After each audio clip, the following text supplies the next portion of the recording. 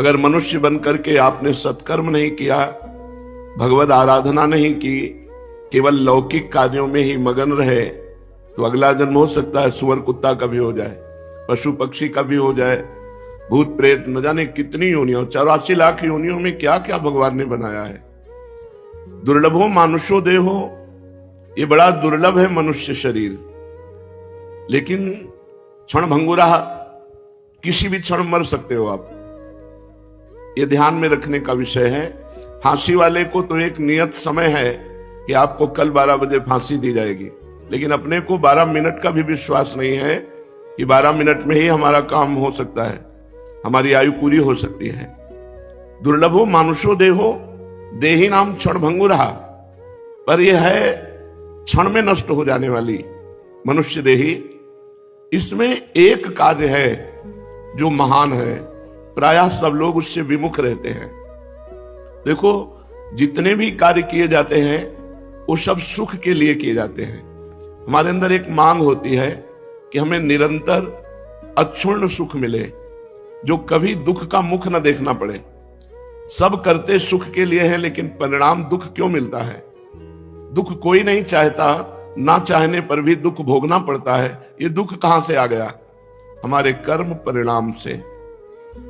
हम जो भगवान, शास्त्र, संत इनकी वाणी के अनुसार ना चल करके केवल मनमानी आचरण किए, वो मनमानी आचरण पाप कर्म बन गए, और वो पाप कर्म का परिणाम दुख होता है, पुण्य कर्म का परिणाम सुख होता है। हम करते हैं शास्त्र विरुद्ध आचरण, पाप कर्म, तो हमें सुख कहां से मिल सकता है?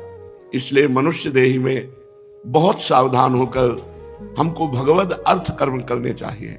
भगवद अर्थ न शुभ ना शुभ।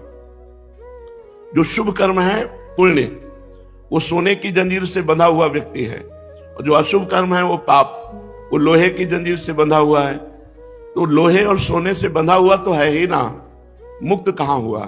कर्म बंधन से मुक्त होने के लिए मानव देह मिला है। इसलिए सबको सावधान होकर के जो भी कर्म करे शास्त्र सम्मत करे, दूसरों का उपकार करने की भावना से करे, और वो कर्म भगवान को समर्पित कर दे। जो कर्म भगवान को समर्पित कर दिया जाता है वो मंगलमय हो जाता है। जैसे अग्नि में चंदन डालो या विष्ठा, अग्नि अपना स्वरूप प्रदान कर देती है।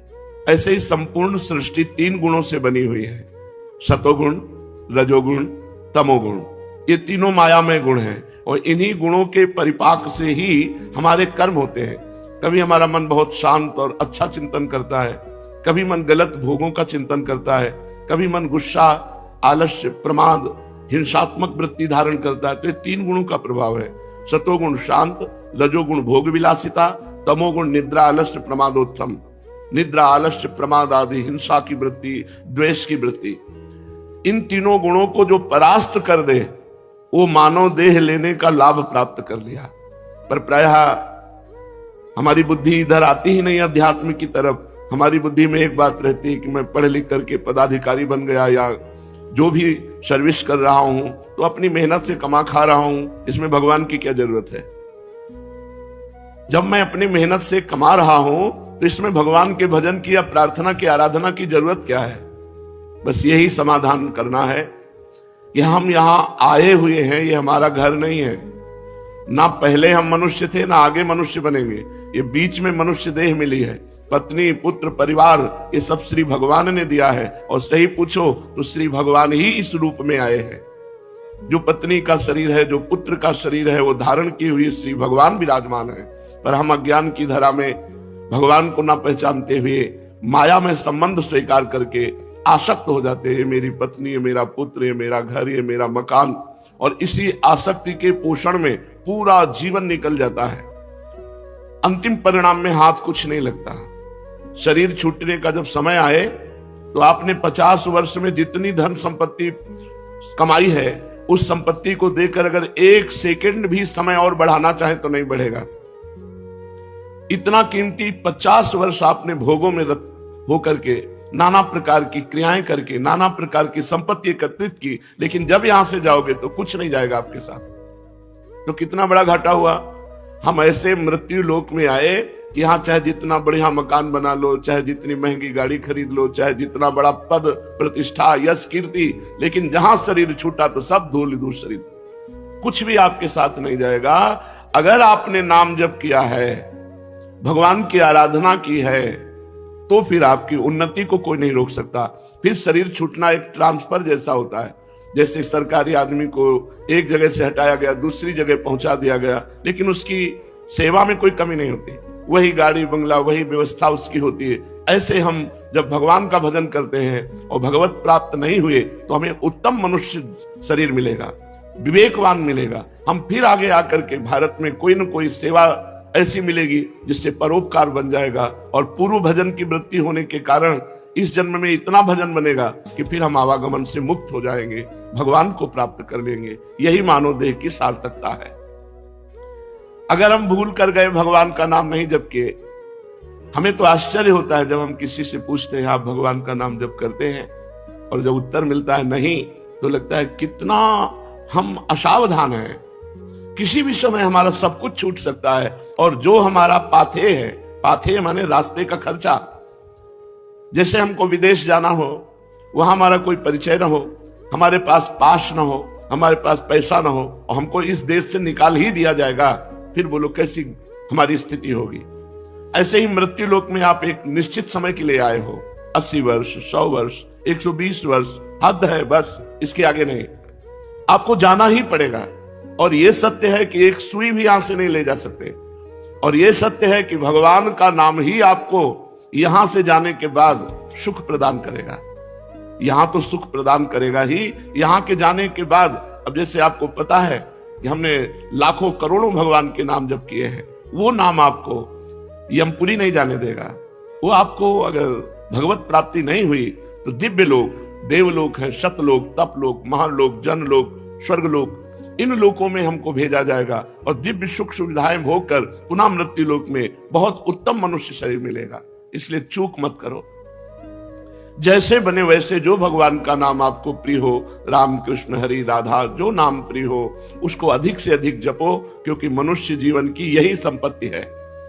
जिसने नाम जप नहीं किया सो परत्र दुख पावई, सिर धुनि धुनि पछताए, काल ही कर्म ईश्वर मिथ्या दोष लगाए। एकांतिक में एक बड़े धनी मानी पुरुष आए हुए थे।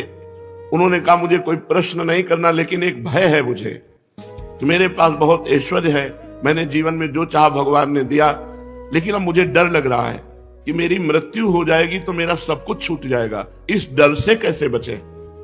मेरी प्रिय पत्नी छूट जाएगी, प्रिय पुत्र छूट जाएगा, मकान छूट जाएगा, पद छूट जाएगा।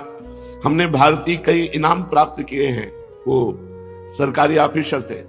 बोले मुझे बहुत भय लगता है, रात दिन अब भय लगने लगा, क्योंकि मैं वृद्ध हूं तो मेरी अब आगे की जो गति है वो मृत्यु है। मुझे मृत्यु से डर लग रहा है, मृत्यु से इसलिए कि सब कुछ छूट जाएगा। इसका आपके पास कोई उत्तर है? तो हम कहा जीवन भर इसी उत्तर को ढूंढते हुए रहे हैं।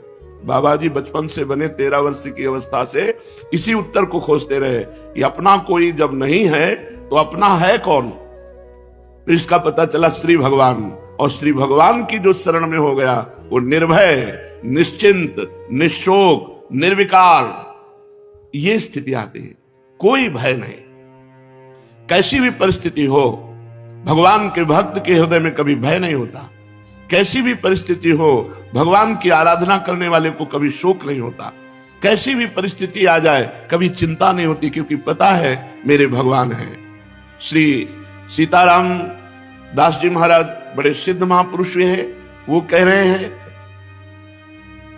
नाम भगवान का परम तीर्थ है। यदि आप राधा राधा, कृष्ण कृष्ण, राम राम, हरि हरि ऐसा रट रहे हो तो आप किसी भी तीर्थ नहीं गए, तो आपको जाने की भी जरूरत नहीं। गंगा, यमुना, प्रयागराज, काशी, गोदावरी, जितने भी तीर्थ अपने भारत में हैं, उन सब तीर्थों को जो पवित्रता प्राप्त हुई है, पापी पुरुष के पाप का नाश करके पवित्र करने की, वो श्री भगवान से प्राप्त हुई है। और श्री भगवान के नाम में इतनी पवित्रता विराजमान है जो तीर्थों में भी नहीं है। इसलिए सीताराम दास जी महाराज कह रहे हैं नाम ही परम शुद्धि, सत्य शुद्धि करम नामो, नाम ज्ञान प्रदम स्मृतम, मुमुक्षूणाम मुक्ति प्रदम, कामिनाम सर्व कामनम। अगर आपको अपने पापों का नाश करके परम पवित्र सुखमय जीवन व्यतीत करना है तो किसी तीर्थ जाओ या ना जाओ, आप घर बैठे कुछ मिनट भगवान का नाम जप कर लो। देखो, जब हम शरीर छूटेगा और यमदूत हमको ले जाएंगे, यमराज के सामने पहुंचेंगे, ये पक्का है। आदमी भूला हुआ, वो सोच रहा मुझे जाना नहीं है। नहीं, रहे न रावण सम अभिमानी, हिरणाकश्यप सब वरदानी। यहां बड़े बड़े तपस्वी, योगी, यति सबको मरना पड़ा है, मरना ही पड़ेगा। इसका नाम मृत्यु लोक है। ये काल का कसाईवाड़ा है, सब काटे जाओगे। हाँ, काटने का कुछ अलग अलग विधान, किसी का दिल फेल हो गया, किसी की किडनी फेल हो गई, किसी का एक्सीडेंट हो गया, किसी को कुछ हो गया, ये निमित्त बनता है, लेकिन जाना यहां से सबको है। अगर यमराज के खाते में आपके 100 नाम भी हैं कि आपने 100 नाम जप किए हैं, 108 नाम जप किए, इतने से ही काम हो जाएगा। एक नाम की कीमत पूरा त्रिभुवन नहीं है, तो आपने जब 100 नाम जप किए हैं तो आपका मंगल हो जाएगा। इसीलिए हम प्रार्थना करते हैं कि 24 घंटे में 24 मिनट भगवान को दे दीजिए। 24 घंटे में यद्यपि जीवन तो केवल भगवान के लिए आपको प्राप्त हुआ है, पर पूरा जीवन भगवान को ना दे पाए, ये हमारी दुर्भाग्य है। तो हमें 24 घंटे में 24 मिनट तो देना चाहिए। प्रातःकालीन ब्रह्म मुहूर्त में उठ करके अपनी दिनचर्या करके, स्नान करके, शांत एकांत में बैठकर कम से कम 24 मिनट भगवान का सुमिरन कर लीजिए। किसी भी तीर्थ जाने की जरूरत नहीं है। हर तीर्थ में जो तीर्थत्व है वो भगवान के नाम में विराजमान है। नाम ही पुण्यप्रद क्षेत्र है। आप नाम जप कर रहे हो तो आपको काशी, कांची, हावंतिका, पुरी, द्वारावती, माया, कहीं भी जाने की जरूरत नहीं है। सारे पुण्य क्षेत्र आपको फल प्रदान करेंगे घर बैठे, यदि आप नाम जप कर रहे हैं। नाम ही परम देव है। जो नाम है वही श्याम है, जो श्याम है वही नाम है। जय नाम तेई कृष्ण। जो नाम जप रहे हैं बोले कृष्ण कृष्ण कृष्ण, तो साक्षात भगवान कृष्ण कृष्ण नाम रूप से आपकी जिह्वा में विराजमान है। इसलिए नाम ही परम देव है, नाम ही परम तपस्या है। देखो, जप करके टीवी 3 घंटे फिल्म देखो, आपका मन कहीं नहीं दौड़ेगा, और 3 मिनट नाम जपना शुरू कर दो, मन भागने लगेगा, संसार में जाने लगेगा। यदि संसार से मन को खींच करके भगवान के नाम में आप लगाते हैं, सबसे बड़ी तपस्या है। सबसे बड़ी तपस्या है मन को संसार से खींच करके भगवान के परम मधुर नाम में लगाना। नाम में अपार सामर्थ्य है। नाम ही परम दान है। यदि आप किसी भूले हुए जीव को ये प्रेरणा देते हैं कि आप 5 मिनट ही नाम जप कर लिया करें, और वो नाम जप करने लगा, तो मंगल तो नाम जापक का होगा ही, लेकिन जिसने नाम की प्रेरणा की, ये सबसे बड़ा दान है। भगवान के नाम से भूला हुआ जो जीव माया में आसक्त है, उसे कुछ मिनट नाम जप करने की आदत डलवा दे, प्रेरणा दे दे, उसका स्वभाव बन जाए कुछ मिनट नाम जप करने का। इससे बड़ा कोई मंगलमय कार्य, इससे बड़ा कोई दान पुण्य नहीं है। नाम ही परम क्रिया है। जैसे क्रियाओं में आता है यज्ञ करना, तो यज्ञ में सबसे बड़ी यज्ञ है जप यज्ञ। भगवान ने स्वयं कहा है, यज्ञों में जप यज्ञ मैं हूं। अगर जप यज्ञ आप बैठकर नहीं कर सकते, तो इसमें तो बड़ी मंगलमयी छूट है। आप अपवित्र हो या पवित्र, अपवित्र पवित्रो वा सर्वावस्थांगतो पिवा, यह स्मरेत पुंडरीकाक्षम सवायाभ्यांतरा शुचि। जो भगवान पुंडरीकाक्ष कमल नयन श्री हरि का स्मरण करता है, वो बाहर और भीतर दोनों जगह पवित्र हो जाता है। आप मानो स्नान नहीं किए हैं तो भी आप बैठ करके सोफा में, कुर्सी में, जैसे बने आपको, अगर आप हरि हरि, राम राम, कृष्ण कृष्ण, राधा राधा राधा ऐसा रटते हैं, तो आप परम पवित्र हो जाएंगे, भीतर से भी और बाहर से भी। इसलिए यज्ञानाम जप यज्ञोष्मी, यज्ञों में सबसे बड़ी यज्ञ मैं जप यज्ञ हूं। बैठकर भगवान का नाम जप करना ये बहुत बड़ी यज्ञ है। परम धर्म, छोटे छोटे धर्म हैं। एक भाई का भाई के प्रति क्या धर्म है, पति का पत्नी के प्रति क्या धर्म है, पत्नी का पति के प्रति क्या धर्म है, बेटे का पिता के प्रति क्या धर्म है, पिता का पुत्र के प्रति क्या धर्म है। इस तरह से लोक धर्म बहुत छोटे छोटे हैं। अगर आप अपना मंगल चाहते हो तो परम धर्म नाम, भगवान का नाम जप करना भी तुम्हारा परम धर्म है। जैसे पत्नी का पोषण करना, पुत्र का पोषण करना, पिता की सेवा करना, ये धर्म है, तो ये परम धर्म है भगवान का नाम जप करना। अवश्य नाम जप करना चाहिए। इसके बिना सो सब धर्म कर्म जरि जाऊ, वो सब धर्म कर्म में आग लगे जिसमें हम इतना रम गए कि भगवान का नाम ही भूल गए, भगवान का स्मरण करना ही भूल गए। हर जीव गर्भ में भगवान से वादा करके आता है, एक बार मुझे मां के गर्भ रूपी नरक से बाहर कर दो, हे प्रभु मैं ऐसा भजन करूंगा कि दोबारा इस नरक में ना आना पड़े। पर भूमि परत भा ढाबर पानी, तिम जीव ही माया लपटानी। जैसे आकाश से निर्मल शुद्ध जल गिरता है, भूमि में पड़ते ही गंदा हो जाता है, ऐसे ही जीव जे ही माँ के गर्भ से निकला उसका ज्ञान नष्ट हो गया। कहां कहां कहां वो रोने लगा और घर वाले आनंद मनाने लगे, बच्चा हुआ। हम फिर भूल गए, जैसे जैसे सयाने होते गए माया के संबंधों को सत्य मानते, ये मेरी माँ, ये मेरे पिता, ये अमुक अमुक अमुक अमुक, और भूल गए कि हम आए थे भगवान का भजन करने के लिए। इसलिए परम धर्म है भगवान का नाम जप करना, परम धन है नाम। कबीरा सब जग निर्धना, धनवंता नहीं कोई, धनवंता सोई जानिए, जाके राम नाम धन होए। जब आप यहां से शरीर छोड़ेंगे एक सिक्का आपके साथ नहीं जाएगा, केवल भगवान का नाम आपके साथ जाएगा। इसलिए नाम ही परम अर्थ है, परम धन है। नाम ही भक्त का सुहृद है। सुहृद माने बहुत प्यार करने वाला। प्रहलाद जी से उनके मित्र पूछते हैं कि प्रहलाद जी आपकी आयु तो 5 वर्ष की है, कौन सी शक्ति आप में है कि त्रिभुवनपति हिरण्यकश्यप आपको आग में जलाता है, विष पिलाता है, सर्पों से डसवाता है, हाथी से कुचलाता है, पर्वतों से नीचे दबाता है, समुद्र में डुबाता है, लेकिन आपका बाल बांका भी नहीं होता, ऐसा क्यों? तो उन्होंने कहा मैं हरि नाम जपता हूं, हरिनाम के प्रभाव से मुझे भगवान गोद में लिए रहते हैं। तो ये दैत्यराज जितना विघ्न डालता है, मेरा हरिनाम में उतना विश्वास और होता है। सबसे बड़ा भक्त का प्रिय सुहृद है भगवान का नाम। जहां कोई तुम्हें नहीं बचा सकता वहां भगवान बचा सकते हैं। बड़े बड़े अंग रक्षक रख लो, बुद्धि खराब हो गई तो अंग रक्षक ही तुम्हें सूट कर देगा, लेकिन भगवान का नाम, नाम पाहरू दिवस निशी, ध्यान तुम्हार कपाट। यदि भगवान का नाम आप स्मरण कर रहे हैं और वो आपकी रक्षा कर रहा है तो सुदर्शन चक्र आपकी रक्षा कर रहा है, कभी कहीं कोई बाल बांका नहीं कर सकता। भगवान का नाम भक्त का परम सुहृद है, मित्र है, और इस संसार के दुखों से मोक्ष केवल भगवान का नाम दिला सकता है। आज कलयुग है, कलयुग में कोई अन्य साधनाएं पुष्ट नहीं हो सकती। कलयुग केवल नाम आधारा, सुमिर सुमिर नर उतर ही पारा। केवल भगवान का नाम, इसमें पैसा नहीं लगता भाई। इसमें पैसा देना हो तो परेशानी हो कि भाई ये धनी लोग ही ले सकते हैं नाम। नाम में पैसा दिखा, केवल तुम्हें समय देना, वो भी अगर बैठकर नहीं दे सकते तो चलते फिरते, उठते बैठते, खाते पीते, कार्य करते आप भगवान के नाम का स्मरण कर सकते हैं। अरे प्रीतम, तुम डर क्यों रहे हो? तुम केवल मेरा नाम लो। देखो, तुम्हें किसी से नहीं डरना, मैं वो हूं। मेरे डर से अग्नि प्रज्वलित होती है, मेरे डर से सूर्य तपता है, मेरे डर से देवराज इंद्र अपना कार्य करते हैं, वायु देवता अपना कार्य करते हैं, मृत्यु देवता अपना कार्य करते हैं। मेरे भक्त को कोई भयभीत नहीं कर सकता, श्री भगवान के वचन। इसलिए किसी की ताकत नहीं कि मेरे भक्त का मंगल कर सके। तुम व्यर्था चिंता मत करो। ऐ देहधारी, केवल तू मेरा नाम जप कर और फिर देख तेरे में कितनी दिव्य शक्ति आ जाती है।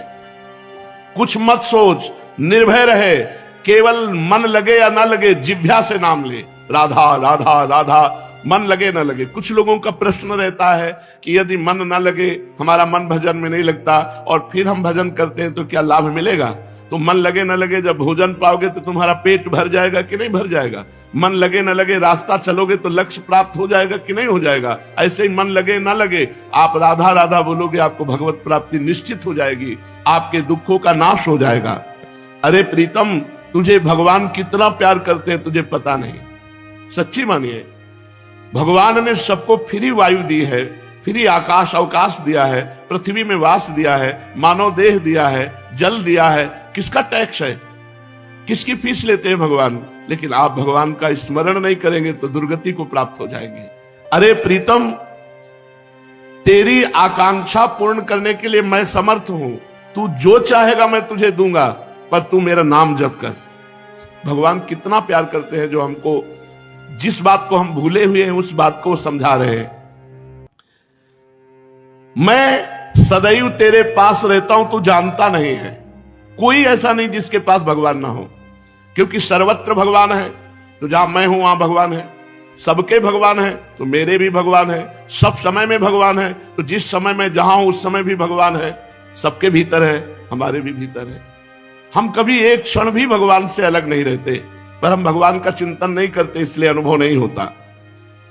तूने कामिनी की चाह की स्त्री की तो मैं तेरी स्त्री बनकर तेरे पास बैठ गया। पक्की बात, पक्की बात। जब सृष्टि नहीं थी तब केवल श्री भगवान थे, जब सृष्टि नहीं रहेगी तो केवल श्री भगवान रहेंगे, तो बीच में जो कुछ है वो सब श्री भगवान ही बने हुए हैं। वेद कहता है एकोहम बहुश्यामः, मैं एक बहुत रूपों में हो जाऊं, ऐसा परमात्मा ने संकल्प किया तो वही परमात्मा स्त्री बन गया, पुरुष बन गया, जड़ बन गया, चैतन्य बन गया, अच्छा बन गया, बुरा बन गया। भगवान कह रहे हैं अय प्रीतम, अय प्यारे, तूने कामना की स्त्री की तो मैं स्त्री बन गया। जो जो तू कामना करता है मैं वही पदार्थ बन जाता हूं, वही व्यक्ति बन जाता हूं, वही वस्तु बन जाता हूं। इसलिए तुझे कह रहा हूं कब तक तू कामना करता रहेगा मेरे को भूल करके, इसलिए मेरा स्मरण कर और कामनाओं का त्याग कर, तो मैं तेरे समीप ही हूं, तुझे ऐसा अनुभव हो जाएगा। जिस देह से तू ममता करता है, इस ढांचे से, पांच भौतिक शरीर से, तू देह नहीं है।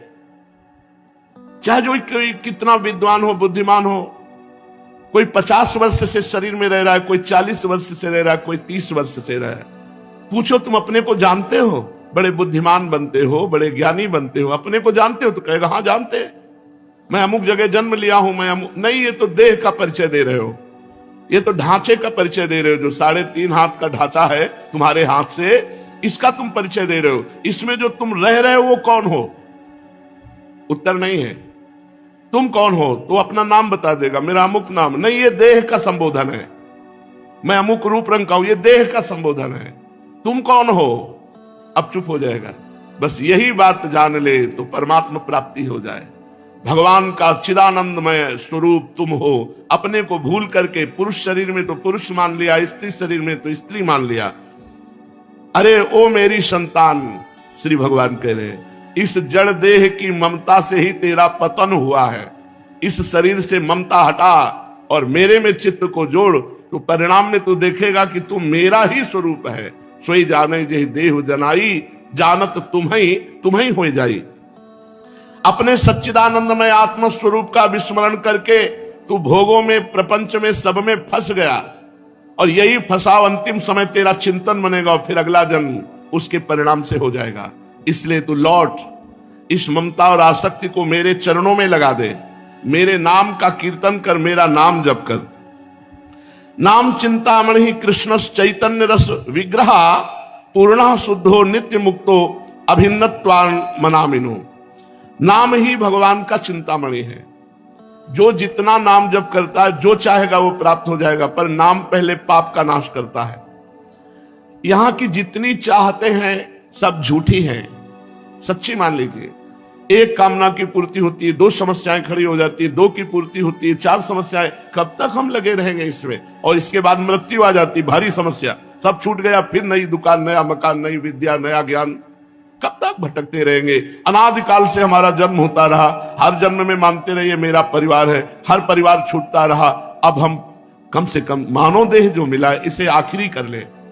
भजन के द्वारा, भगवत चिंतन के द्वारा हम ये चाह करें कि एक बार तो श्री भगवान को देखें, एक बार तो भगवान का साक्षात्कार करें। पर जीव ऐसा भूला हुआ है कि चाह ही नहीं है कि भगवान से मिले। तो भगवान का नाम चिंतामणि है। यदि आप लौकिक पदार्थ भी चाहते हो तो वो पुण्य के बल से प्राप्त होते हैं। तो सबसे बड़ा पुण्य है भगवान का नाम। खूब भगवान का नाम जप करो। नाम चैतन्य रस विग्रह, भगवान का चिदानंद स्वरूप नाम है कृष्ण। ये कृष्ण चिदानंद में जप कर देखो, बड़ा ज्ञान समाया हुआ है। जो राम राम नहीं कह पाते थे, मरा मरा मरा उल्टा जपे, वो ब्रह्म ज्ञानी हो गए। वो भगवान के पावन चरित्र को रचा वाल्मीकि रामायण में। अगर हम सीधे राम राम जप रहे हैं, राधा राधा जप रहे हैं, तो हमें कौन सा ज्ञान नहीं प्राप्त हो जाएगा? चैतन्य रस विग्रह, पूर्ण शुद्ध, नित्य मुक्तो अभिन्न स्वान नाम नामिनो। नामी और नाम अभेद है, भगवान और भगवान का नाम अभेद है। अगर हम नाम जप कर रहे हैं तो मानो भगवान कृष्ण ही कृष्ण नाम के रूप से हमारी जिह्वा में, मानो राधा किशोरी ही राधा नाम से हमारी जिह्वा में विराजमान है। अये शरीरधारी, तू केवल नाम ले, किसी रोग में इतनी बड़ी सामर्थ्य नहीं कि तुझे परास्त कर सके। सच्ची कहता हूं, अगर भगवान नाम का आश्रय ना हो तो दुर्गति हो जाए। ये नाम की महिमा से तुम्हें कह रहे, कोई भी बड़े से बड़ा रोग उसे परास्त नहीं कर सकता जो भगवान का नाम जप कर रहा है, जो भगवान की भक्ति से युक्त है, जो भगवान के आश्रय से। और शोक, चाहे सब कुछ नष्ट हो जाए तो भी भगवान का नाम जप करने वाले के हृदय में शोक नहीं होता। दुख ज्वाला, हमने देखा कि जब हमें अधिक पीड़ा होती तो किशोरी जो हमें अधिक सुख देती है, इतना आनंद अंदर से दे देती है कि बाहर शरीर का दुख हमें पीड़ा नहीं पहुंचा पाता। यदि आप दुख से बचना चाहते हो तो भगवान नाम का निरंतर रटन करो, नहीं तो ये संसार ऐसा है, इतनी ओवर थिंकिंग बढ़ती चली जाएगी कि आपको डिप्रेशन में पहुंचा देगी। अगर नाम जप नहीं करोगे, सत्कर्म नहीं करोगे, भगवत आराधना नहीं करोगे तो तुम्हारा मन ही तुम्हें क्लेश देने के लिए उतारू हो जाएगा, तुम्हारा मन ही तुम्हें भयभीत कर देगा, तुम्हारा मन ही तुम्हें गंदी आदतों में फंसाकर तुम्हें नष्ट कर देगा। इसलिए भगवान नाम, चाहे वो जो नाम प्रिय हो या गुरुदेव के द्वारा मिला हो, उसे खूब जपिए। जो गतिविहीन है, जो भोगी है, जो रोगी है, जो परद्रोही है, जिसमें न ज्ञान है, न वैराग्य है, न भक्ति है, जो धर्माचार शून्य है, यदि वो भी केवल नाम जप करने लगे, कुछ नहीं है अध्यात्म का, शरीर भी पीड़ा युक्त है, मन भी पीड़ा युक्त है, और अगर नाम जप करना शुरू कर दे तो समस्त पीड़ाओं से मुक्त हो जाएगा। देख लो जप करके, कोई भी रोग शोक पाप ताप साप उसको व्यापता नहीं है जो भगवान के नाम में रत रहता है। बस नाम जपना कठिन है, मन नहीं लगता नाम जपने में, इसमें रुचि नहीं होती। अगर हो जाए तो लोक परलोक के सारे सुख तुम्हारे चरणों में रहेंगे और जीवन परमानंद में हो जाएगा। मृत्यु का भय खत्म हो जाता है। भगवान के भक्त की मृत्यु कैसे होती है? जैसे विशाल गजराज हाथी के गले से फूलों की माला टूट जाए, उसे पता भी न चले, ऐसे भगवान के भक्त की मृत्यु होती। नहीं तो जन्मत मरत दुसा दुख होई, बड़ा भयानक दुख होता है मृत्यु के समय, और मृत्यु आने के पहले न जाने कितने दुख पीड़ा पहुंचाते हैं। इसलिए सबसे प्रार्थना है, जितना बन सके अधिक से अधिक भगवान का मंगलमय नाम जप करो। अरे वो प्रीतम, मेरा नाम बड़ा मीठा है, बस तुम निरंतर लो। नाम मीठा है, हमें मीठा नहीं लगता। तो जैसे पित्त बढ़ जाए तो मिश्री मीठी होती है, पर मुंह में डालो तो कड़वी लगेगी क्योंकि पित्त बढ़ रहा है, और उसी मिश्री को रोज नियम से खाओ तो पित्त का शमन हो जाएगा और मिश्री मीठी लगने लगेगी। ऐसे ही हमें अविद्या रोग लग गया है, हमारा अज्ञान बढ़ गया है, भोग वासना बढ़ गई है, तो हमें राधा नाम सुधा रसम दसी तुम, जो राधा नाम अमृत है, अच्छा नहीं लगता। लेकिन भगवान नाम एकांत शांत बैठकर जप करने में नहीं लगेगा।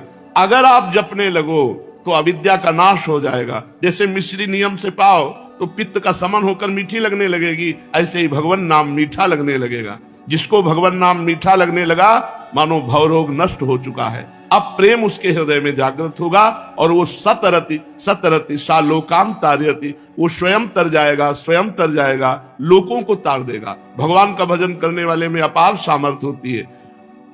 तुकाराम जी महाराज इसी शरीर से विमान आया, भगवान के विमान में बैठकर भगवत धाम को गए। ये नाम का प्रताप। वो इतने नाम प्रेमी थे, हर समय नाम जप करते थे, विठ्ठल विठ्ठल विठ्ठल। महाराष्ट्र में भगवान विठ्ठल रूप से विराजमान है।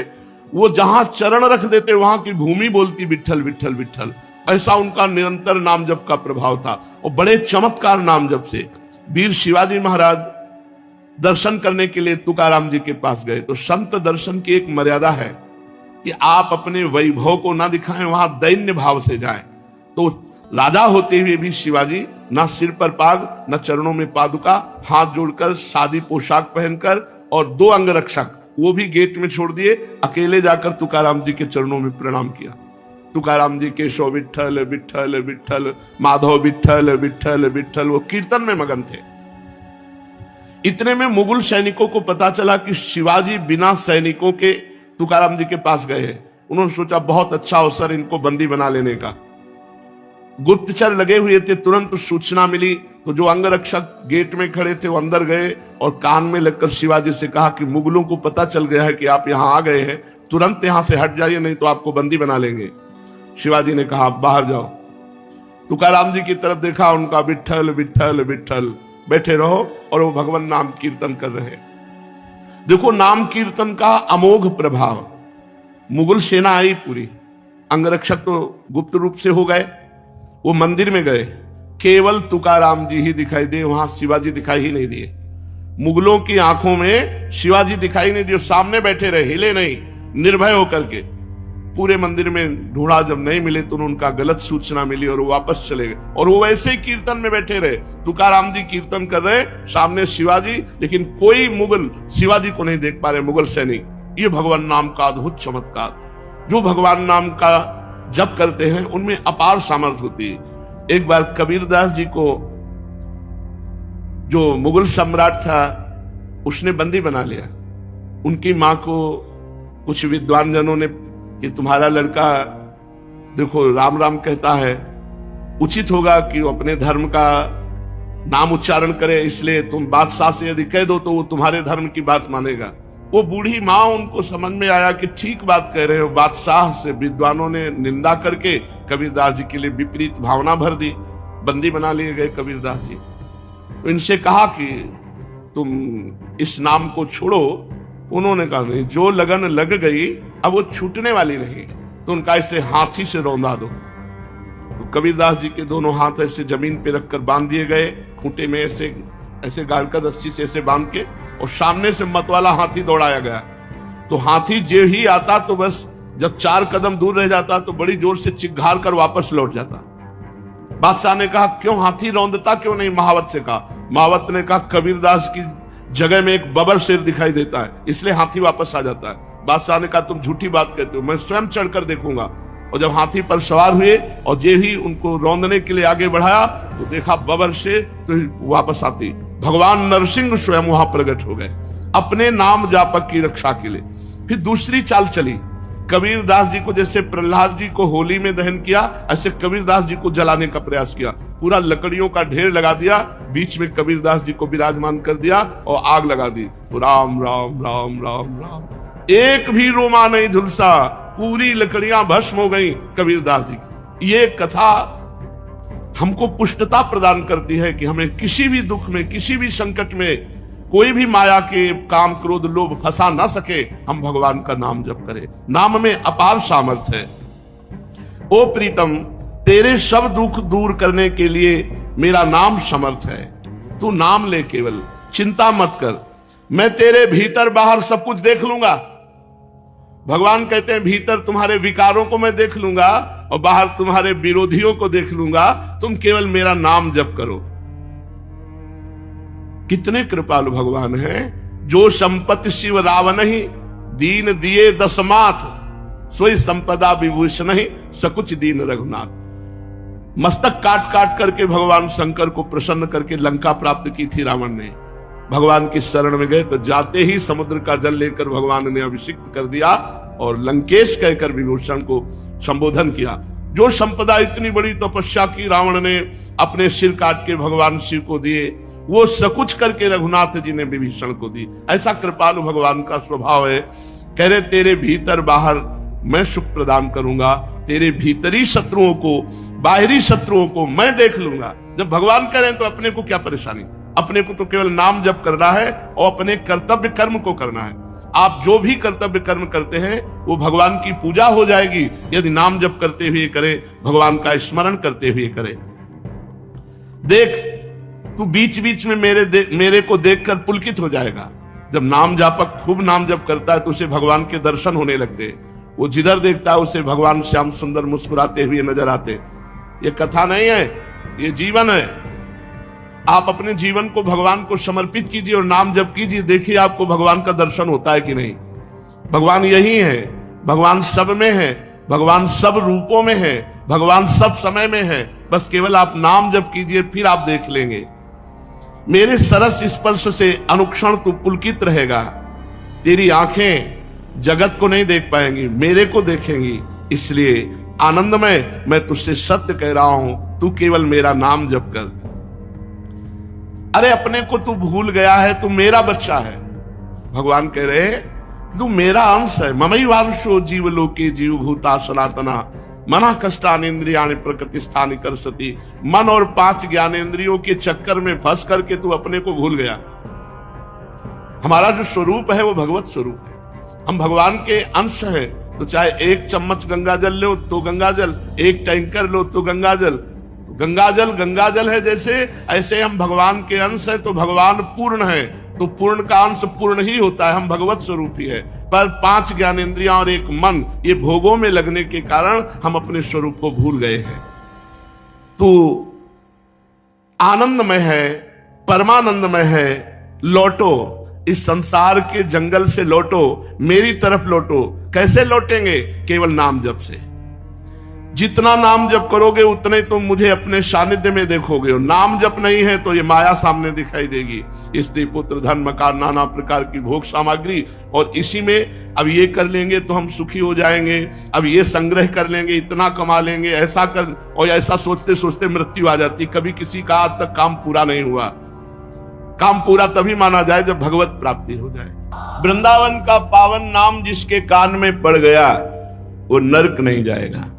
और जिसने वृंदावन के ठाकुर को लुभायमान दृष्टि से देखा, ओ बांके बिहारी, राधा वल्लभ लाल, राधा, ओ मेरे जीवन धन, एक बार प्यार से प्रभु की तरफ देखा, दृष्टम किंचित तद अपहृतम दृग स्पृष्टम श्यांग कर्षि। एक बार दृष्टि से बिहारी जी को देखा, एक बार वृंदावन का अन्न फल पाया, एक बार वृंदावन का जल पिया, एक बार वृंदावन के स्पृष्टम श्यांग कर्षि, किसी महापुरुष, किसी ब्रजवासी का स्पर्श प्राप्त कर लिया तो स्तोतुम शक्ता का इबततान भाग्य पुंजयिक मौलिन। बड़े बड़े महान भाग्यशाली उसकी स्तुति करते हैं जो ऐसा लाभ प्राप्त कर लेता है। बड़े बड़े देवता उसको नमस्कार करते हैं जिसको ये लाभ प्राप्त होता है। अब आप विचार करो, आप वृंदावन वासी जो अखंड वास कर रहे हैं, उनके सौभाग्य का कौन वर्णन करे। अगर इस पर भी आपको प्रियालाल की कृपा नहीं दिखाई देती तो केवल बुद्धि भ्रष्ट है और कोई बात नहीं। बुद्धि अपने स्थान से गिर चुकी है, इसलिए आपको कृपा का अनुभव नहीं होता। नहीं, प्रतिपल कृपा ही कृपा हमारे ऊपर बरस रही है। ऐ मूढ़, अभी सावधान हो जा, नहीं तो मृत्यु तेरा सर्वनाश कर देगी। तेरे पास कुछ नहीं रहेगा। कुछ कमा ले, यहां कमाने आया है, अपनी श्वासें गंवाने नहीं आया।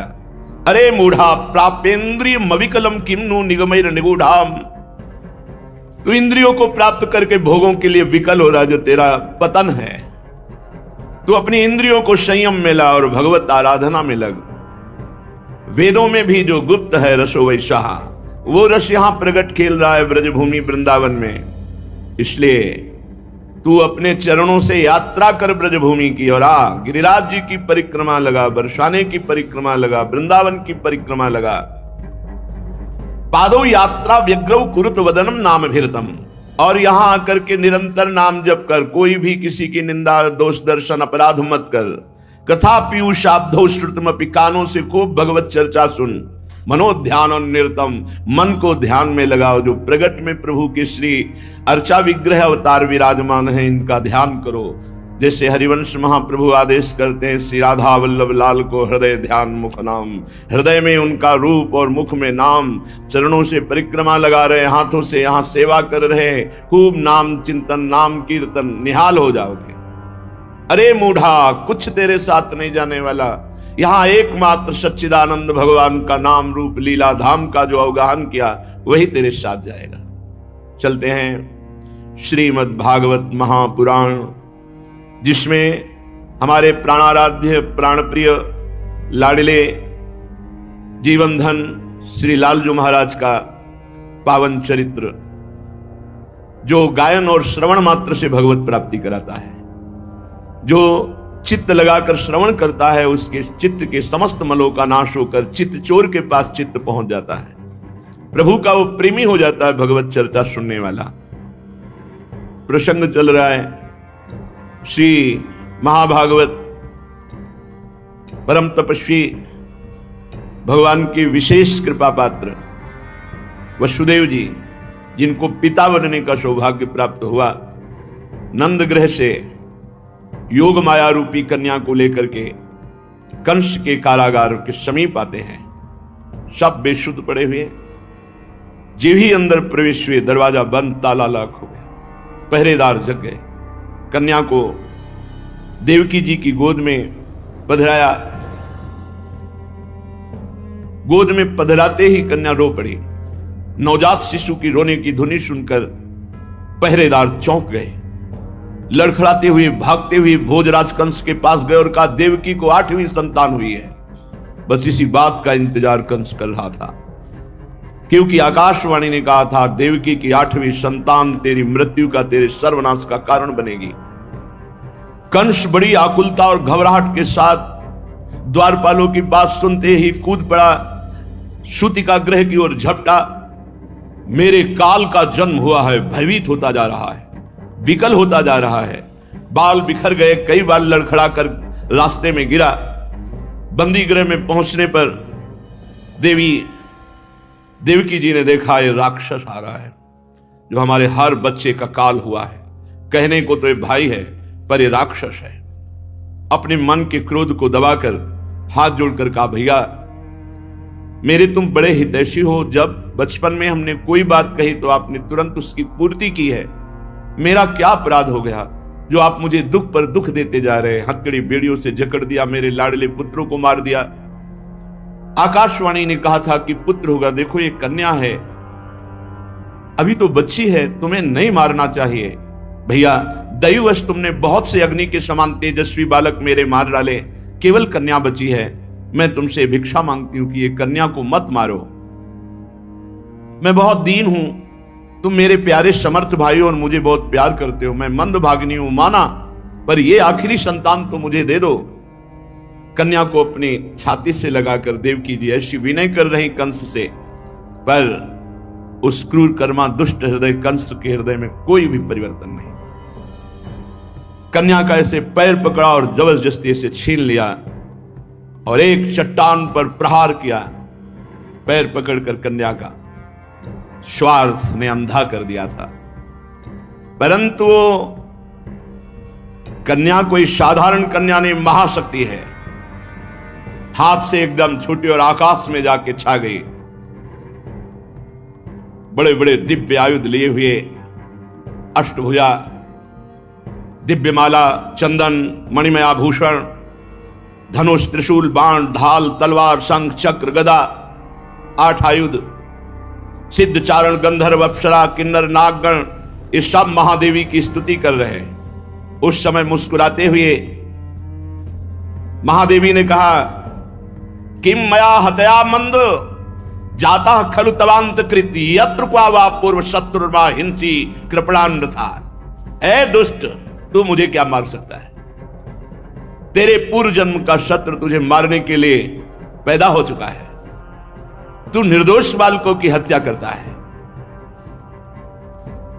और एक क्षण में देवी अंतर ध्यान हो गई। कंस देवी की बात सुनकर आश्चर्य में पड़ गया। 8वां पुत्र होना था, कन्या हुई, और ये देवी कह रही तेरे मारने वाला कहीं पैदा होगा। और आकाशवाणी ने कहा था मेरे मारने वाला देवकी के गर्भ से पैदा होगा। बुद्धि काम नहीं कर रही। फिर तो मैंने अपने बहन वही देवकी वसुदेव जी को व्यर्थ में कष्ट दिया। जब मारने वाला कहीं और पैदा हो गया तो वसुदेव जी के सामने घुटने पे हो गया, हथकड़ी बेड़ी सब कटवा दी और कहा, बहनोई जी, बहन मैं बड़ा पापी हूं। मैं अपने स्वार्थ में अंधा होकर आपके बच्चों को मार डाला, मुझे बहुत खेद है।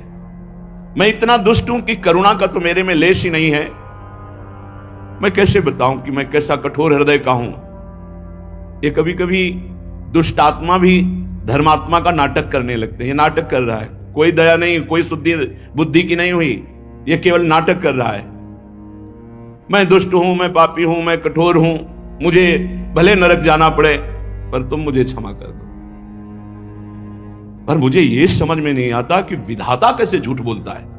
आकाशवाणी ने कहा था देवकी की गर्भ में पैदा होगा मेरे मारने वाला, वो तो पैदा हो गया, गोकुल पहुंच गया। मुझे विश्वास नहीं हो रहा कि सत्य है क्या। तुम दोनों महात्मा हो, मुझे क्षमा करो, तुम्हें मैंने पुत्र शोक दिया, ऐसा मानो कि तुम्हारे ही कर्म का फल था। बड़ा ज्ञान बघार रहा है। कौन कहू कि सुख दुख कर दाता, निज कृत कर्म भोग सुन भ्राता। तुम्हारे ही कर्मों का फल था जो तुम्हारे पुत्रों को मारने के लिए मुझे निमित्त बनाया गया। देखो वसुदेव जी, मिट्टी के बने हुए पदार्थ जो बनते हैं वो बिगड़ते भी हैं। हाँ, शरीर बनता बिगड़ता है और जीवात्मा तो अजर अमर है। कितना सुंदर ज्ञान बघा रहा है कंस।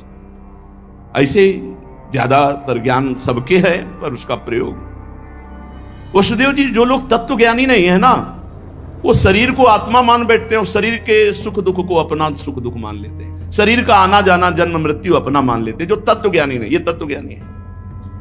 बड़ा ज्ञान है लोगों में, उपदेश करने में बहुत कुशल लोग मिलेंगे, लेकिन अपने मन को चेला बना ले ऐसा कोई बिरला योगी होगा जो अपने मन को उपदेश दे करके सही रास्ते पे चलावे। वही उपदेष्टा, वही गुरु।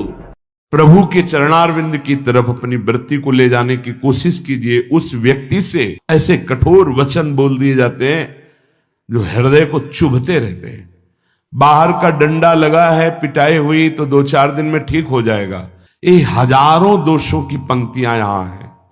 कोई कह दे हम निर्दोष हैं, हमें लगता है कि यही सबसे बड़ा दोष है। नहीं तो अंदर देखा जाए ना, तो क्रम क्रम से धीरे धीरे निर्दोष हुआ जा रहा है। क्रोध वेग सह गए तो वाणी और मन और शरीर के द्वारा जो हिंसा का वेग है उससे बच जाएंगे। फिर कह रहे हैं उदर वेगम, उदर वेग भूख। और आपको सच्ची कहते हैं कि कई कई दिन भोजन न मिलने पर भी शरीर में गंगा जल के कारण कभी कमी महसूस नहीं। जब पेट में भरपेट भोजन ही नहीं है ना, तो और कुछ चिंतन ही नहीं रहा। यौवन अवस्था, जवानी ऐसे भगवान ने काटी है कि याद ही नहीं रहा कि संसार का कोई सुख होता है। शासन में ले लिए तो जनेन्द्री को आप शासन में ले लेंगे, और अगर रसेंद्री को शासन में ले लिया तो जनेन्द्री को शासन में ले सके। कुत्सितवाद, वाचो वेगम, वाणी के वेग को शासन में लीजिए। और मनशाह, मनोवेगम, मन का वेग आता है। ये देखूं, ये भोगूं, आदि आदि संकल्प विकल्प, इसके वेग को सह जाओ। कुछ नहीं बोलना, सहने का मतलब होता है कुछ नहीं बोलना। मन कह रहा मुझे ऐसा करना है, मुझे ऐसा करना है, मुझे ऐसा, कुछ नहीं बोलना। कुछ भी उसकी जलन जो हो रही है किसी से नहीं कहना, शांत गंभीर, खत्म। पर उपासक क्या करता है, जो कच्चा उपासक है, नहीं नहीं अब मेरे मन में आ रही, मेरे मन में जलन हो रही, मुझे ऐसा करना है, मुझे ऐसा नहीं। शांत, न बोलना है जो मन में आ रहा है, ना उसकी जलन पर ध्यान देना है। अपने मंत्र नाम उपासना कर्तव्य में लगे रहो, शांत हो जाएगा। इसके शांत करने की युक्ति है, इसे मतलब मत रखो। जैसे एक पागल आदमी रोड में खड़े तुम्हारे ऊपर कंकड़ फेंके, थूके, गाली दे, तो अपने लोग क्षमा भाव से कि वो पागल है, ऐसे मन भी पागल है, इसके निर्णय पे ना हो। ये क्षण क्षण में बदल, इसको भजन से मतलब नहीं है, इसको क्षण क्षण में नवीन नवीन प्रपंच चाहिए। ये मनसा वेगम, मनोवेगम, इसका स्वरूप यही है, यही बंधन और मोक्ष का कारण है। ये क्षण क्षण में प्रपंच चाहता है। 5 ज्ञानेंद्रियों के द्वारा ये जाल रचा करता है जीव को फंसाने का। जहां हो, जैसी परिस्थिति में हो, बहुत अच्छी परिस्थिति भगवान ने दी, उसी परिस्थिति में भजन कर ले जाओ। परिस्थिति बदलने की जरूरत नहीं है, भजन करने की जरूरत है। भजन कर ले गए तो स्थिति बदल जाएगी, परिस्थिति नहीं। परिस्थितियां कहीं भी अनुकूल नहीं होती, स्थिति अनुकूल बनाई जाती। भजन के द्वारा स्थिति। जीवन में कभी कोई परिस्थिति ही ऐसी नहीं रही जिसमें भजन किया जा सके। जीवन में पूरे, अगर पूरे जीवन के तारतम्य को देखते हैं तो एक कष्ट की वेदी पर स्वाहा ही स्वाहा होता रहा है। जीवन की आहुति केवल कष्ट पर, और आज भी कष्ट ही कष्ट। फिर आप सोचोगे सुख किसे कहते हैं? ऐसे कांटों वाले पेड़ पर ऐसा सुगंधित फूल खिलता है कि जिससे परमात्मा मुग्ध हो जाता है। जीवात्मा नहीं, परमात्मा मुग्ध हो जाता है। वो ये मार्ग है। उस सुमन को लेकर वो अपने श्रृंगार में लगा लेते हैं। सुमन, सुंदर मन, ये कांटों पे खिलता है, जैसे गुलाब का फूल कांटों पे नहीं खिलता, हाँ ये कांटे हैं। हर द्वंद की पीड़ा को सहता हुआ जो उपासक आगे बढ़ता है तब सुमन खिलता है। उस सुमन को प्रियाजू अपने केश पास पे धारण करती है, उस सुमन को प्रियाजू अपने कर कमल में लेती है। अगर आप सहना नहीं सीखे, मांगे बनी रही हृदय की, ऐसा हो तो भजन हो सकता है, ऐसा हो तो भजन, तो लिख लो आप। मन बहुत चंचल है, इसको हर समय नवम नवम नवम, जहां जैसी परिस्थिति उसी में भजन करके निकल चलो। गृहस्थ में हो, विरक्त में हो, गांव में हो, शहर में हो, जहां जैसी परिस्थिति, परिस्थिति बदलने की कोशिश मत करो, स्थिति बदलने की कोशिश करो। जिनको लगता है परिस्थिति बदल जाएगी तो भजन होने लगेगा, नहीं, भजन होने लगेगा तो किसी भी परिस्थिति में भजन होने लगेगा। भजन नहीं तो किसी भी परिस्थिति में नहीं होगा, पक्का समझ लीजिए। इसलिए मनोवेगम, ये जो मन का वेग आ रहा है, इसको आप सहना सीखो और प्रियाजू पर भरोसा रखो। उनको जैसी परिस्थिति देनी होगी दे देंगी ना, भरोसा रखो। अगर मांग मुख से निकाल दी तो अधूरापन साबित हो जाएगा कि हमको ये खाना पीना, ये हमको पहनना, ये ऐसी परिस्थिति, ये ऐसी छोड़ दो। जोई जोई प्यारो करे सोई मोहि भावे। शांत हो जाओ, मन के वेग को सह जाओ।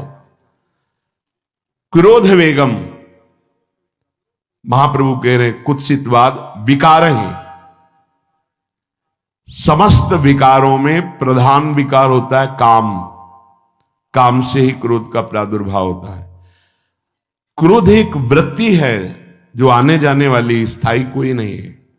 जिस समय आपके अंदर क्रोध आए, इस समय मौन होकर हट जाइए वहां से, तुरंत जाकर थोड़ा ठंडा पानी पिए, प्रभु के चरणारविंद की तरफ अपनी वृत्ति को ले जाने की कोशिश कीजिए। उस व्यक्ति से चिंतन हटाइए जिससे क्रोध आ रहा है, उस व्यक्ति की उस क्रिया से चिंतन हटाइए जिससे क्रोध आ रहा है, हट जाइए। ये क्रोध का वेग अगर आता रहा तो भजन करने पर भी अनुभव नहीं हो पाएगा। एक बार अच्छे से क्रोध आ जाए, अंदर हृदय जल जाए, तो 1 महीने भजन के प्रभाव को रोक देता है पूज्य बाबा के उसमें। फिर आप अगर 12 बार साल में आ गया तो क्या अनुभव में आ गया। इसीलिए 20-20, 50-50 वर्ष हो रहे हैं, कुछ अनुभव में नहीं आ रहा। बहुत सावधान। क्रोध हमारा नाश करता है, किसी और का नहीं। हमारे भजन का, हमारे हृदय के आनंद का, हमारी वृत्ति का बड़ा हल्का स्वरूप हो जाता है क्रोधी पुरुष का। इसलिए क्रोध को सहना है, उसके वेग को सहना है। वाणी के वेग, मन के वेग और क्रोध के। अगर क्रोध के वेग को सह गए तो अगला है हिंसा का वेग, वो अपने आप सह जाओगे, क्योंकि क्रोध से ही हिंसा होती है। हिंसा का वेग, वाणी के द्वारा बहुत हिंसा होती है। ऐसे कठोर वचन बोल दिए जाते हैं जो हृदय को चुभते रहते हैं। बाहर का डंडा लगा है, पिटाई हुई तो 2-4 दिन में ठीक हो जाएगा, लेकिन हृदय में जब पिटाई की जाती कठोर वचन के द्वारा, तो 10 साल बाद अगर दिखाई दे तो फिर ये वो बोला था, ऐसा बोला था, वो हृदय में घाव बना रहता है। वाणी का हिंसात्मक स्वरूप प्रायः क्रोधी जनों में ही पाया जाता है। अगर क्रोध वेग को सह गए तो वाणी के द्वारा हिंसा नहीं होगी। और मन के द्वारा मलिन हृदय में हिंसा का भाव होता है कि चलो हम वैष्णव में मारेंगे तो नहीं, पीटेंगे तो नहीं आपको, लेकिन भगवान तुम्हारा नाश करेंगे, भगवान बहुत जल्दी, ऐसा भाव मन में, ये भी हिंसा है। शरीर के द्वारा तो ना वाणी के द्वारा, ना मन के द्वारा, ना शरीर के द्वारा। क्यों?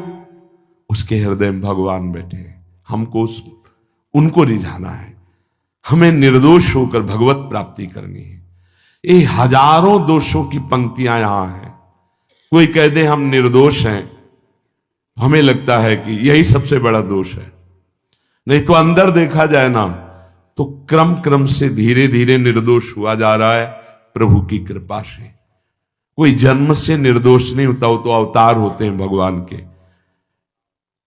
एक पद में था, शरण जिसको ले ली हृदय से लगा, और विषय पंख से धीरे धीरे, क्रमशः विषय पंख से धीरे धीरे उसको हटाया। हित जो महाराज जी के लिए आया, हमारे हृदय को धीरे धीरे निर्विषय किया जा रहा है। और सहत सहत बाढ़े भगत ग्रहतन गुरु हितगार, इन दोनों का मिलान कर धीरे धीरे सहाते सहाते हमें निर्विषय किया जा रहा है। आचार्य चरण इष्ट देव गुरुदेव कर रहे हैं, हमको राजी रहना है। जैसी परिस्थिति है, जैसी भी हमें गुरुदेव रख रहे हैं, इष्ट देव रख रहे हैं, हमें राजी रहना है। इससे क्या होगा कि हमारे अंदर क्रोध नहीं आएगा, गुस्सा नहीं आएगा। नहीं, ये इतना बेईमान मन है कि इष्ट देव पे भी गुस्सा कर सकता है, ये आचार्य पे भी गुस्सा कर सकता है, ये परम कृपालु गुरुदेव पर भी गुस्सा कर सकता है। क्रोध वेग सह गए तो वाणी और मन और शरीर के द्वारा जो हिंसा का वेग है उससे बच जाएंगे। फिर कह रहे हैं उदर वेगम, उदर वेग भूख। आप लोगों को तो हमें लगता है कि इस वेग को सहना ही नहीं पड़ता। ये जो विरक्त गंगा किनारे घूमने वाले हैं, इनको ज्यादा इस वेग को सहना पड़ता था, क्योंकि प्राय कभी ऐसे शाम के समय पहुंचना होता, जब आप गंगा किनारे नहीं रुक सकते तो आश्रम, अब वहां पूछ लिया तो पूछ लिया, नहीं पूछ लिया तो राधे श्याम पड़े। अगर कोई मंदिर मिल गया तो हम आश्रम आदि कोई खोजना ही नहीं, गांव में तो जाना ही नहीं है, क्योंकि नवीन अवस्था में कभी गांव में भिक्षा भी नहीं मांगी, आकाश वृत्ति का ही आश्रय लिया जो शास्त्र सम्मत। गांव में कभी पूरे जीवन में किसी गांव में किसी एक रात्रि किसी घर में कभी शयन नहीं। गांव के किनारे मंदिर मिला या कोई आश्रम संत जनों का, तो वहां भूख के वेग को जो सह जाए तो भजन में बहुत रुचि हो जाती, क्योंकि भजन से चित्त हटेगा तो भूख व्याकुल करेगी, और उसकी व्याकुलता से बचना है तो भजन में लगना पड़ेगा। और आपको सच्ची कहते हैं कि कई कई दिन भोजन न मिलने पर भी शरीर में गंगा जल के कारण कभी कमी महसूस नहीं हुई। जो दूध में पावर है उससे अधिक सामग्री गंगा जल में है। अब वो बहुत से ऐसे नगरों के समीप से गंगा मैया निकली जहां से बड़ी बड़ी फैक्ट्रियों का, तो नहीं, बहुत सुंदर गंगा जल, वो तो सुंदर है ही, था, है, रहेगा। अपने लोग बड़े बड़े ऐसे नाले ऐसे जिससे वो भाव तो है पर वस्तु तत्व तो है, पर जो दृश्य है वो अब गड़बड़ हो रहा है। ऐसे यही बड़ा नाला गिर रहा है सामने जाके, अब वहां ऐसे रज लेके ऐसे लगाओ तो दुर्गंध युक्त निकलेगी, क्योंकि वो ऐसे देखो तो ऐसे पदार्थ बहते नजर आ रहे कि अब ये दुर्भाग्य ही है समय का कि परम पावन गंगा यमुना जैसी नदियां जहां स्नान आचमन और भरपेट जल पीकर परम पवित्र और भगवदानंद में डूबा जाता था, वो भी सौभाग्य छिन रहा है। तो अगर सब सुविधा है तो भी हफ्ते 10 दिन में एक बार इस वेग को सहना तो सीखे। कस के भूख लगे और आज नहीं पाएंगे। एक दिन किसी व्रत का अनुष्ठान करने के लिए हम नहीं कह रहे, लेकिन इस वेग का आनंद तो लीजिए ना कभी। एक टाइम का छोड़ दीजिए, एक दिन केवल हफ्ते में सुबह थोड़ा ले लिया, बस अगले सुबह लेंगे थोड़ा, तो आपकी दिनचर्या नहीं बाधित होगी। आपको तो मिल रहा है ना, मिल ही नहीं रहा था। जो उदर वेग है, भूख में भजन का एक तार जुड़ता है, ये देखा है, क्योंकि ना तो नींद आएगी और ना कहीं और कोई प्रपंच की गुंजाइश है। क्योंकि उदर वेग जब भूख से व्याकुल जी होता है तो बचने के लिए एक ही उपाय है, केवल भगवत चिंतन। हटो उसके चिंतन से। ये पूर्व के संतों ने बहुत कष्ट पूर्वक भजन करके जो लाभ प्राप्त किया है वो आप लोगों को सहज में मिल। कभी कभी अपने को इससे परिपक्व करना चाहिए। जैसे शास्त्रीय पद्धति में महीना में 2 तो व्रत है ही हैं, 15 दिन में एक एकादशी, 15 दिन में एक एकादशी। वो इसीलिए रखा गया है सार्वजनिक रूप से कि वो संयम को ना कर पाए तो 15 दिन में एक दिन संयम पूर्वक पवित्र भजन। अपने लोग जानबूझकर हफ्ते में एक टाइम छोड़ दें या एक दिन कभी ऐसे, तो उदर वेग को सहते हुए भजन। उदर वेग देख लो, उदर वेग को सहने के लिए तो अगला जो बात कह रहे हैं वो अपने आप सह जाओगे। जैसे क्रोध वेग को सह गए तो हिंसा वेग पर आप शासन कर लेंगे, ऐसे उदर वेग को सह गए तो उपस्थ वेग को सह जाएंगे। उपस्थ वेग कहते हैं जनेंद्री के कामोपभोग को। जब पेट में भरपेट भोजन ही नहीं है ना तो और कुछ चिंतन ही नहीं रहा। यौवन अवस्था जवानी ऐसे भगवान ने काटी है कि याद ही नहीं रहा कि संसार का कोई सुख होता है। वह एक लक्ष्य ब्रह्माकार वृत्ति कैसे कैसे तत्वबोध हो, बस कठिन से कठिन जहां वैराग्य की भूमिका वहां कूद जाना, उसी में स्थिति में आने की कोशिश करना, देह राग का त्याग करना, ये युद्ध चल रहा था। बड़ी कृपा है। उपस्थ वेग, इसका जनेंद्री का वेग आता है। जो स्कूल में आदतें जिनकी गंदी हो गई बच्चों की, फिर आगे वो संयम में उनको बहुत बाधा है। कई ऐसी क्रियाओं से वो जानकारियां रख लेते हैं कि जो अपना सर्वनाश करने के लिए पर्याप्त है। उपस्थ का जब वेग आए तो सहने की सामर्थ्य उसी की आएगी जो उदर वेग को सह जाता है। पक्का। किसी उपासक को देखा बहुत शरीर कृश हो रहा है तो पूछा क्यों, भोजन क्यों नहीं करते, आप ऐसे कैसे हो रहे, पहले तो आप ऐसे नहीं थे, आप तो पहले बहुत स्वस्थ थे, फिर क्यों, का ऐसे नहीं, बताइए क्या, ज्यादा आवश्यकता नहीं है, जीने के लिए बस प्राण पोषण के लिए डाल लेते हैं, क्योंकि जो शांति चाहिए वो तो इतने से ही मिलेगी ना। बहुत सुंदर, बहुत प्रसन्नता है। ठीक है, ठीक चल रहे हो आप, पर इतना पाते रहो कि सीढ़ियां चढ़ उतर ले, इतना पाते रहो कि आपका शरीर काम करे। वो कहा हृदय में बहुत प्रसन्नता है, बहुत सुंदर। संयम में अपने आप को ले आना ये महात्मा का लक्षण होता है, चाहे स्त्री शरीर हो चाहे पुरुष शरीर हो। धन्याति धन्य। आप अपने आप को कस दीजिए, यही तो राग त्यागना ही। जो जवानी में अपने आप को जला दिया वो बुढ़ापे में चमकता है, ध्यान रखना। जो जवानी में उद्दंडता में समय व्यतीत किया वो बुढ़ापे में गंधाता है, ये भी ध्यान रखना। गंधाता वो अंदर जो दुर्गंध के पौधे थे ना वो सब दुर्गंध फैलाते हैं। पूज्य श्री पंडित गया प्रसाद जी महाराज जी ने कहा, गृहस्थी में होते हुए भी 40 और 45 के बीच में काम विजयी हो जाना चाहिए, नहीं तो जीवन बिल्कुल बर्बाद हो जाएगा। जो कुछ गृहस्थ धर्म की सेवा है 40-45 के बीच तक हो जाए, मतलब 20 से 25 से ब्याह हुआ आपका, 40-45 तक लड़का बच्चा, इसके बाद अखंड ब्रह्मचर्य धारण कर लो। 40-45 से संयम में हो जाओ तो तुम्हारा जीवन सार्थक हो जाएगा। पूज्य पंडित गया प्रसाद जी महाराज। बहुत जरूरी है उपस्थ जनेंद्री के वेग को सहना, पर हर वेग अपने आप में बहुत कठिन है, पर एक दूसरे से इसका तारतम्य है। यदि उदर वेग रसेंद्री को आप शासन में ले लिए तो जनेंद्री को आप शासन में ले लेंगे, और अगर रसेंद्री को शासन में ले लिया तो जनेंद्री को शासन में ले सके असंभव, पक्का।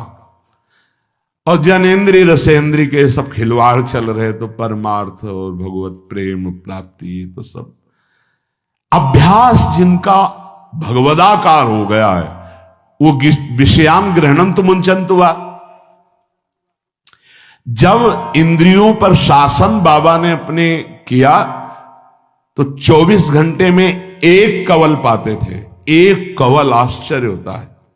ऐसे सामने दाल रोटी सान ली गई और एक कवल जितना बाबा सिद्धासन पद्मासन का से। और जब भगवदानंद ब्रह्मानंद में 70 घरों में एक दिन में भिक्षा में जाते थे, एक दिन भिक्षा। अब वहां गए तो एक कवल तो पाया ना, तो 70 कवल हो गए।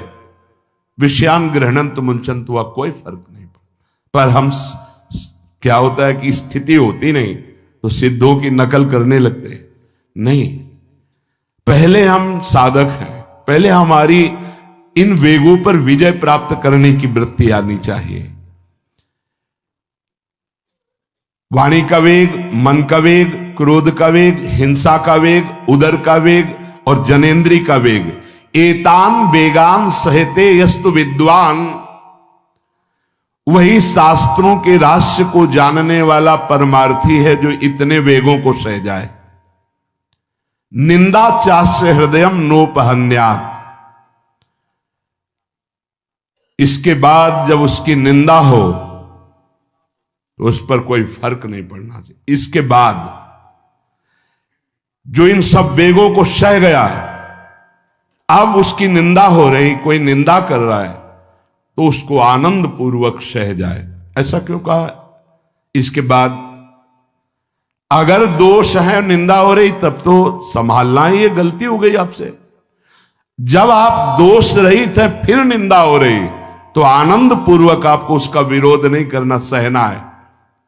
क्योंकि ये सहना बिल्कुल भगवत साक्षात्कार के नजदीक ले जाएगा। देखो, अपमान, निंदा, तिरस्कार, असलियत में हम कैसे साधक हैं, इन्हीं के द्वारा परिचय होता है। पूज्य स्वामी श्री अनंग बोधाश्रम स्वामी जी महाराज बड़े महापुरुष थे, जिनको स्वयं करपात्री जी महाराज मूर्तिमान ब्रह्म कह के साष्टांग दंडवत करते, दिगंबर रहते थे, नंग धड़ंग, केवल गंगा के ही तट पे। वो महीने 2 महीने में और कहीं नहीं जाते थे। एक बड़े वकील साहब थे, वो भिक्षुकों को रोटी दाल से रोज बंटवाते थे, उनकी पंक्ति में लगने जाते थे। महीने 2 महीने में एक बार पंक्ति में लगते थे जाके, नंग धड़ंग, अवधूत वेश, जटाएं, और जरूर ऐसी चेष्टा करते थे जिससे उनको धक्का मुक्की लगा दी जाए। तो एक दिन गए, लाइन में खड़े हुए, फिर 2 लोगों को क्रॉस करके आगे लाइन में, फिर आगे लाइन, तो जो नौकर डंडा लिए खड़े थे उनका तुम्हें बार बार मना किया, 1-2 डंडे लगे, फिर आगे जाके खड़े हो, धक्का मारा, पीछे किया। और ऐसा ये महीने 2 महीने में वहां सहने जाते थे। अचानक उस दिन वकील निकले, उन्होंने देखा, अरे स्वामी अनंग बोधास, पता है तुम्हें कौन? साष्टांग दंड। उस दिन से जाना बंद कर दिया। फिर एक दिन गए थे प्रभुदत्त ब्रह्मचारी जी के यहां, कहां असनी है और कहां जोशी, गंगा किनारे पूरी रात चल करके पहुंचे। 2 बजे आवाज लगाई, ब्रह्मचारी, स्वामी जी उतरे नीचे, साष्टांग दंड, बैठे। दुर्गा स्वामी जी 2 बजे रात, हाँ ऐसे मन आया, आगे कुछ खाओगे पियाओगे? स्वामी जी, और वो भी परमहंस ब्रह्मचारी जी, बहुत संयमी महापुरुष, प्रभुदत्त ब्रह्मचारी। टीन में कुछ आटा रखा, तो बोले स्वामी जी कहो तो रोटी बना दे। बोले हाँ बनाओ। रोटी और नमक ऐसे पाए, जितना टीन में आटा था सब पागल, जो 2-4 किलो जो भी। तो बोले स्वामी जी आटा तो खत्म हो गया। बोले हाँ, भोजन का स्वाद तो साधु ही जानता है। फिर उठे, झूसी से असनी फिर पैदल। हे संतों की मौत, अपमान, तिरस्कार, क्षुधा, हर वेग, ये हमारी कसौटी है। परमार्थ का पथिक चाहे जिस मार्ग का हो। देखो सुदामा जी गृहस्थ मार्ग के कितने उच्च कोटि के, नरसिंह मेहता गृहस्थ मार्ग में कितने उच्च कोटि के। एक कभी तो सौभाग्य ऐसा प्रभु देते जब कोई हमारी निंदा करता है, ये सौभाग्य है, हमें सहने का सौभाग्य मिलता है। कभी तो कोई अपमान करता है जब, तो भगवान से प्रेरित होकर वो सौभाग्य मिलता। ये साधक को उस समय चिड़चिड़ा नहीं होना चाहिए, उस समय मुस्कुराना चाहिए कि आज मेरी स्थिति का थर्मामीटर डाला जा रहा है, कैसे हो, नहीं आनंदित है। पर देख लो, प्रशंसा होगी तो चेहरा खिला हुआ गुलाब के फूल की तरह मिलेगा, और निंदा होगी तो ऐसे होगा। ऐसा नहीं होना चाहिए। नहीं करत जे अनसहन निंदक, तीनों पे अनुग्रह कियो। इसीलिए पूज्य बाबा कह रहे कि इसके बावजूद, अर्थात समस्त वेगों को सहन करने के बावजूद तुम्हारी जब निंदा हो और उसको सह जाओ, तब तुम परमार्थ के सूरवीर योद्धा कहे जाओगे। विपत्ति में सब साथ छोड़ देते हैं तो हृदय के भी साथी साथ छोड़ते हैं, ध्यान रखना। जब विपत्ति आती है तो मन भी साथ देना बंद करने लगता है, विपरीत जाने लगता है, बुद्धि भी विपरीत जाने लगती है। इसलिए जो विपत्ति में अपने धैर्य और साहस को ना खोकर अपने सिद्धांत से चलता है, उसे महात्मा कहते, चाहे वो गृहस्थ हो चाहे विरक्त हो। ध्यान दीजिए, संपत्ति में, अनुकूलता में तो सब सावधान होने की कोशिश करेंगे, बड़ी कृपा है भगवान की। यहां कहने विपत्ति में सब साथ छोड़ते हैं, ये जीवन में देखा है। विपत्ति में ना तो बाहरी कोई साथ देता है और न मन साथ देता है, उस समय भजन साथ देता है, भजन। विपत्ति में हृदय को जो दृढ़ रखे, धैर्यवान और साहस बिल्कुल ना गिरने पावे, आगे बढ़ो, नाम जब तुम्हारा भजन वैसे ही चलना चाहिए, तब समझना चाहिए कि हमारी साधना परिपक्व। विपत्ति में कोई साथी नहीं होता, देखा गया है, कोई साथी नहीं। मन भी धोखा दे देता है, मन भी, अपना मन भी साथी नहीं, उस समय केवल भजन साथी होता है। तभी विपत्ति को कुंती जी ने मांगा, क्योंकि उस समय एक ही साथी होता है, हरि बस। संपत्ति में तो बहुत साथी मिल जाएंगे, अब तो साथी ही साथी हैं, जिधर देखो उधर साथी हैं। उस समय तो जिधर देखो उधर केवल हरि है, दूसरा कोई है नहीं। ये बड़ा सुख मिलता है जब तिरस्कार और विपत्ति एक साथ होती है, तो सीधे प्रभु से फोन में बात होती, सीधे प्रभु होते हैं कि आपके सिवा को। इसीलिए बहुत प्रवीण है कुंती माता, इसीलिए कहा कि मुझे विपत्ति दीजिए जो हर कदम में आपका स्मरण कराती है। अच्छा, प्रभु जब कृपा करते हैं तो ऐसी विपत्ति देते हैं कि अंतिम श्वास तक वो बनी ही रहती है, अंतिम श्वास तक बनी रहती है।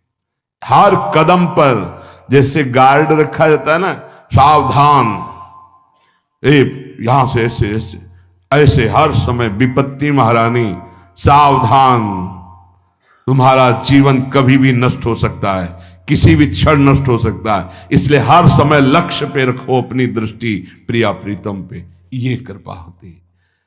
तो उपासक को जब विपत्ति मिले, सब साथ छोड़ दें, मन भी ना लगे, तब धैर्य और साहस दोनों को सुरक्षित रखते हुए साधना में